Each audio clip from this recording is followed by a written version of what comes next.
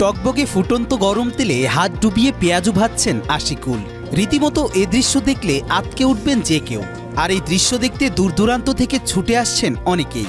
সেই সাথে তার হাতের মজার পেঁয়াজুর স্বাদ নিতে মুখিয়ে থাকেন ভোজন রসিকরা। সে গরম তেলের ভিতরে হাত চুবিয়ে সে আর কি পেঁয়াজি ভাজে।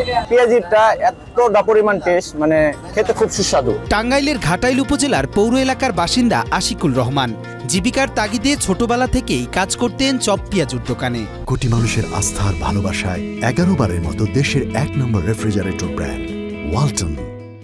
সেখান থেকেই একটু একটু করে গরম তেলে হাত রাখার অভ্যাস হয় তার।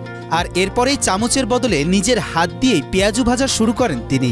ছোট থেকে পেঁয়াজি ভাজতে আস্তে আস্তে তেলের মধ্যে হাত দিতে এটা আমার অভ্যস্ত হয়ে গেছে। গরম তেলে হাত দিয়ে পেঁয়াজু ভাজতে কোনো রকম কষ্ট হয় না তার দাবি করেছেন তিনি। আর এই কথা শুনেই অনেকেই বলে জাদুটোনা কিংবা অন্য কোনো শক্তির কারণে অনায়াসে তেলে হাত দিতে পারেন আশিকুল। কিন্তু আশিকুল বলেন এটা শুধুমাত্র সম্ভব হয়েছে তার অধ্যাবসায়ের কারণে। কি করে এটা আমরা নিজেও মানে অনেক সময় দেখি, কিন্তু ধারণা করতে পারি। হাত দিয়ে আমি পেঁয়াজি উল্টাতে পারি, নাড়তে পারি, এবং আমার হাতে কোনো জ্বালা যন্ত্রণা এবং পুরানি কিছু করে না। জাদু মন্ত্র কুপুরি কোনো মেডিসিন না, এটা নিজের অভিজ্ঞতাতে করতে হয়। নিজের অভিজ্ঞতাতে করিয়া এটা আমি অর্জন করছি। আশিকুলের ফুটন্ত তেলে হাত দিয়ে পেঁয়াজু ভাজার গল্প এখন লোকজনের মুখে।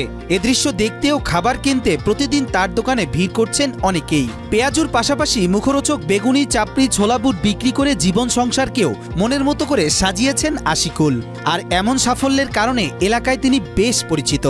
ঠিক আছে, কারণ আশপাশের সমস্ত দোকানের থেকে এখানে পেঁয়াজুটা অনেক মজাদার, তো তাই আমরা মাঝে মাঝে আসি আর কি পেঁয়াজু খাওয়ার জন্য। ঘাটালের মধ্যে যতগুলো পেঁয়াজু আছে, আশিকের পেঁয়াজুটা এখন বিখ্যাত। ঘাটালের মধ্যে এই গরম তেলে হাত দিয়ে পেঁয়াজু বাজার জন্য বিখ্যাত হয়ে গেছে। ও যেভাবে মানে সুন্দরভাবে তৈরি করে, অন্য জায়গায় এইভাবে তৈরি করে। ক্যারিশমা দেখার জন্য অনেক দূর দূরান্ত থেকে লোকজন আসে।